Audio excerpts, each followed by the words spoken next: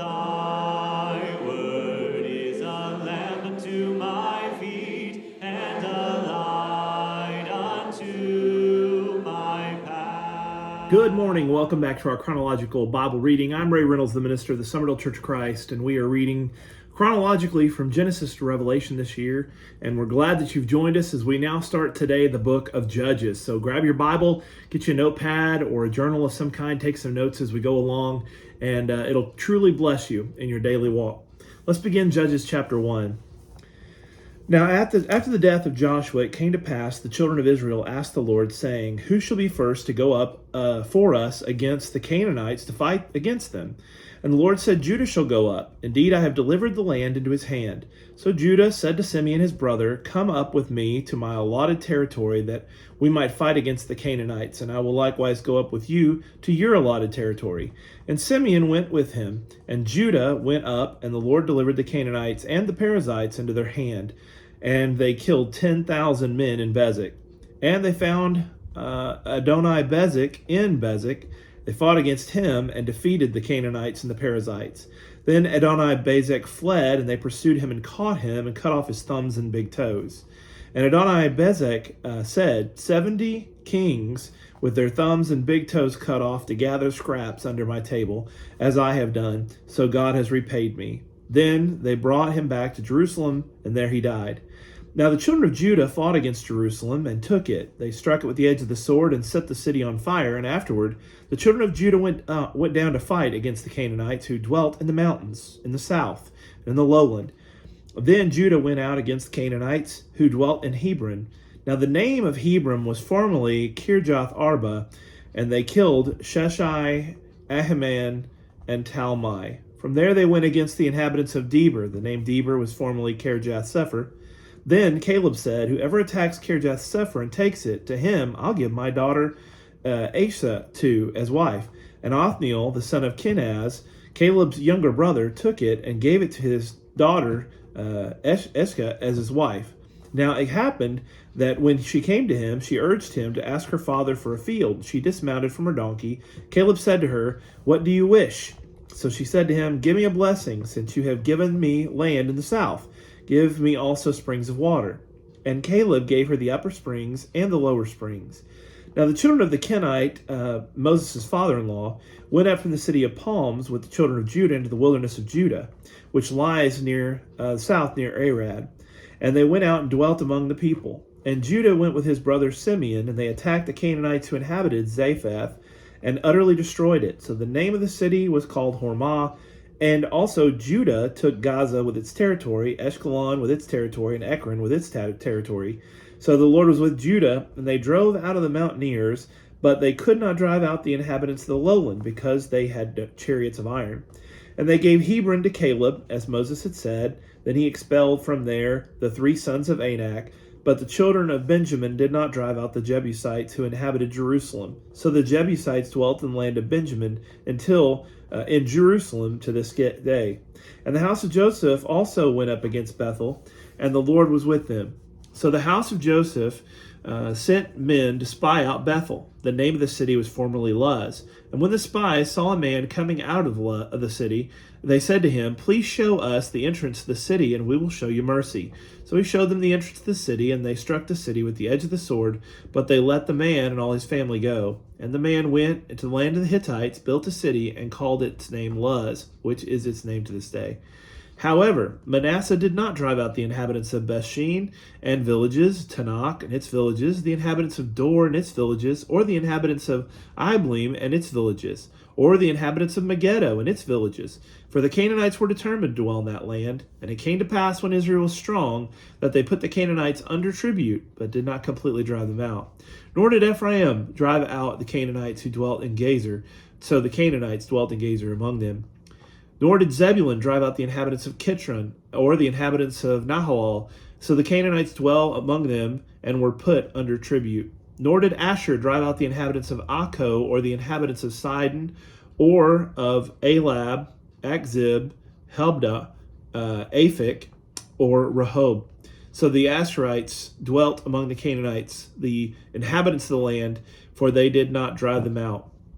Nor did Naphtali drive out the inhabitants of Beth Shemesh or the inhabitants of Beth Anath, but they dwelt among the Canaanites. The inhabitants of the land, nevertheless, the inhabitants of Beth Shemesh and Beth Anak were put under tribute to them. And the Amorites forced the children of Dan into their mountains, for they would not allow them to come down to the valley. And the Amorites were determined to dwell in Mount Heres, in Aijalon, and in Shabrim. Yet when the strength of the house of Joseph became stronger, they were put under tribute. Now the boundary of the Amorites was of the ascent of Akrabim from Selah and upward. Then the angel of the Lord came up from Gilgal to Bochim and said, I led you up from Egypt and brought you out of the land which I swore to your fathers. And I said, I will never break my covenant with you, and you shall make no covenant with the inhabitants of this land. You shall tear down their altars. But you have not obeyed my voice. Why have you done this? Therefore I also said, I will not drive them out before you, but they shall be thorns in your side, and their God shall be a snare to you. And so it was when the angel of the Lord spoke these words to the children of Israel, that the people lifted up their voices and wept. Then they called the name of that place Bochim, and they sacrificed the Lord. And when Joshua had dismissed the people, the children of Israel went each to its own inheritance to possess the land. So the people served the Lord all the days of Joshua and all the days of the elders who outlived Joshua, who had seen all the great works of the Lord which he had done for Israel. Now Joshua the son of Nun, the servant of the Lord, died when he was 110 years old, and they buried him within the border of his inheritance in Timnath Heres in the mountains of Ephraim, on the north side of Mount Gaash. When all the generation had been gathered to their fathers, another generation arose after them who did not know the Lord, nor the work which he had done for Israel.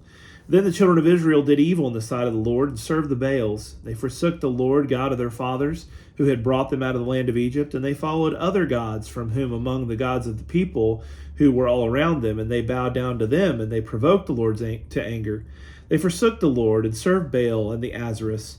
And the anger of the Lord was hot against Israel, so he delivered them into the hands of the plunderers who despoiled them, and he sold them into the hands of the enemies around them, so that they could no longer stand before their enemies. Wherever they went out, the hand of the Lord was against them for calamity, as the Lord had said, and as the Lord had sworn to them, and they were greatly distressed. Nevertheless, the Lord raised up judges who delivered them out of the hand of those who plundered them. Yet they would not listen to their judges, but they played the harlot with the other gods and bowed down to them. They turned quite quickly from the way in which their fathers walked, and obeying the commandments of the Lord, they did not do so. And when the Lord raised up judges for them, the Lord was with them, and delivered them to the hand of their enemies all the days of the judge. For the Lord was moved by pity to their groaning because of those who opposed him and harassed him. And it came to pass, when the judge was dead, that they reverted and behaved more corruptly than their fathers, by following other gods to serve them and bow down to them. They did not cease from their own doings, nor from their stubborn way. Then the anger of the Lord was hot against Israel, and he said, Because this nation has transgressed my covenant, which I commanded their fathers, and has not heeded my voice, I will no longer drive out before them any of the nations which Joshua left when he died, so that through them I may test Israel, whether they will keep my ways of the Lord, or keep them in their fathers as their fathers kept them or not. Therefore the Lord left those nations without driving them out immediately, nor did he deliver them into the hand of Joshua. Now these are the nations which the Lord left, that he might test Israel by them, that is, all who had not known any of the wars in Canaan. This was only so that the generations of Israel might be taught to know war, at least those who had not formerly known it. Namely, 5 lords of the Philistines, all the Canaanites, the Sidonians, and the Hivites who dwelt in Mount Lebanon, from Baal Hermon to the entrance of Hamath.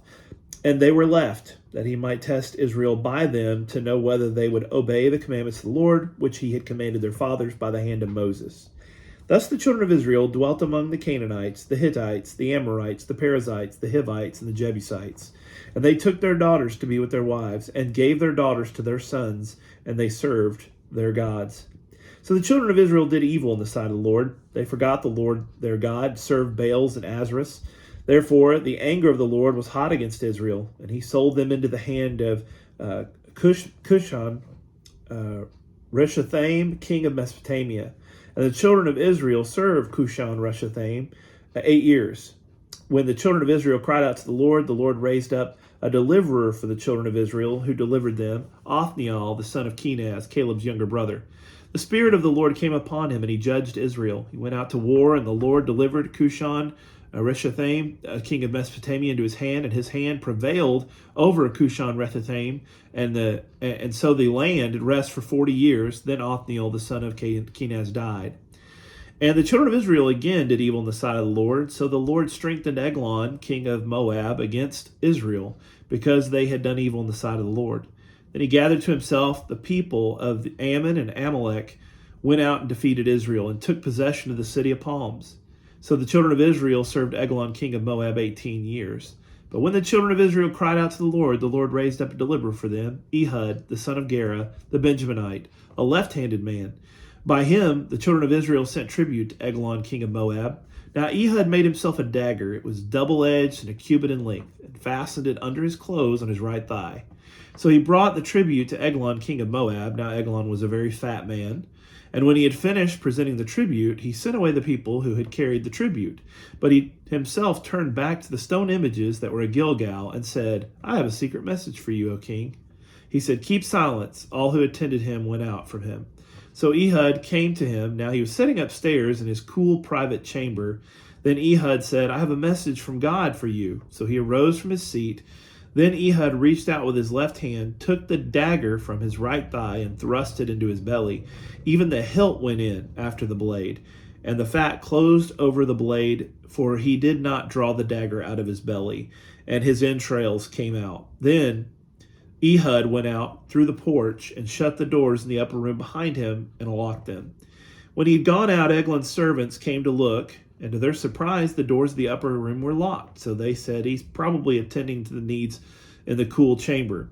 So they waited till they were embarrassed and still had not opened the doors of the upper room. Therefore they took the key and opened them. And there was their master fallen dead on the floor. But Ehud had escaped while they delayed, and passed beyond the stone images and escaped to Seirah. And it happened when he arrived that they blew the trumpets in the mountains of Ephraim, and the children of Israel went down with him from the mountains, and he led them. Then he said to them, follow me, for the Lord has delivered your enemies, the Moabites, into your hand. So they went down after him, seized the fords of the Jordan leading to Moab, and did not allow anyone to cross over. And that day they killed about 10,000 men of Moab, all stout men of valor. Not a man escaped. And Moab was subdued that day under the hand of Israel, and the land had rest for 80 years. After him was Shamgar, the son of Anath, who killed 600 men of the Philistines with an ox goad, and he also delivered Israel. Really appreciate you tuning in today to our reading, and looking forward to digging into the book of Judges with you some more tomorrow. But until then, have a blessed day.